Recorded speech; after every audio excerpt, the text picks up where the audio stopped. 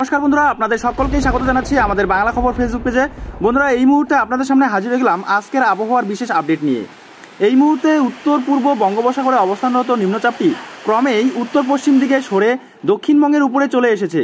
এর আগে 13 তারিখ বিকেলবেলায় সেটি বাংলাদেশ উপকূল অতিক্রম করে স্থলভাগে ঢুকেছে।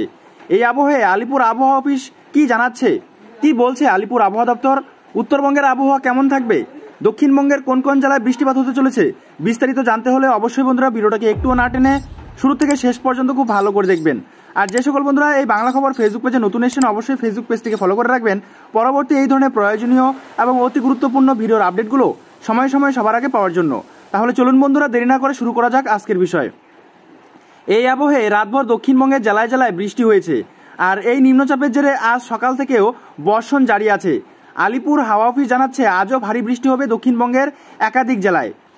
একদিকে নিম্নচাপের জেরে দক্ষিণবঙ্গে সর্বোচ্চ প্রায় 65 কিলোমিটার প্রতি ঘন্টা বেগে ঝড়ো হাওয়া বইতে পারে বলে সতর্ক করা হয়েছে। এদিকে গতকালকের পর আজও লাল সতর্কতা জারি করা হয়েছে দক্ষিণবঙ্গের কয়েকটি জেলায়।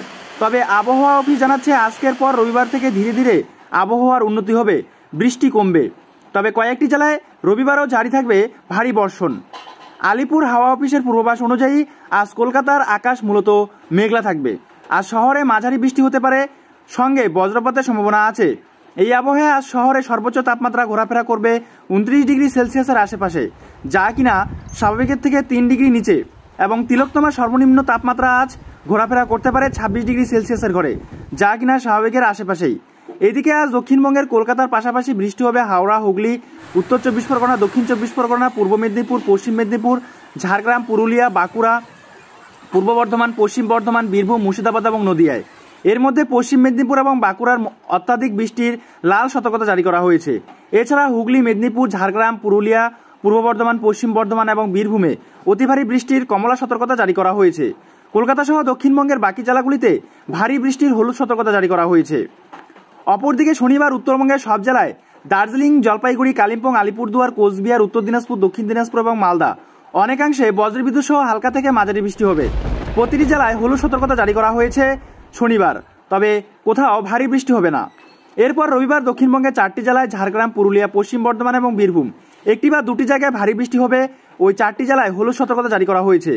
কলকাতা, হাওড়া, হুগলি, উত্তর 24 পরগনা, দক্ষিণ 24 পরগনা, পূর্ব মেদিনীপুর, পশ্চিম মেদিনীপুর, বাঁকুড়া, পূর্ব বর্ধমান, মুর্শিদাবাদ এবং নদিয়ার বেশিরভাগ অংশে হালকা থেকে মাঝারি বৃষ্টি হবে। আর সেই দিন উত্তরবঙ্গের 3টি জেলায় দার্জিলিং, জলপাইগুড়ি এবং উত্তর দিনাজপুর বজ্রবিদ্যুৎ সহ হালকা থেকে মাঝারি বৃষ্টি হবে। ওই 3টি জেলায় হলুদ সতর্কতা জারি করা হয়েছে। এরপর 20 তারিখ পর্যন্ত বাংলা সব জেলাতেই অল্প বিস্তর হালকা বৃষ্টিপাতের সম্ভাবনা থাকবে।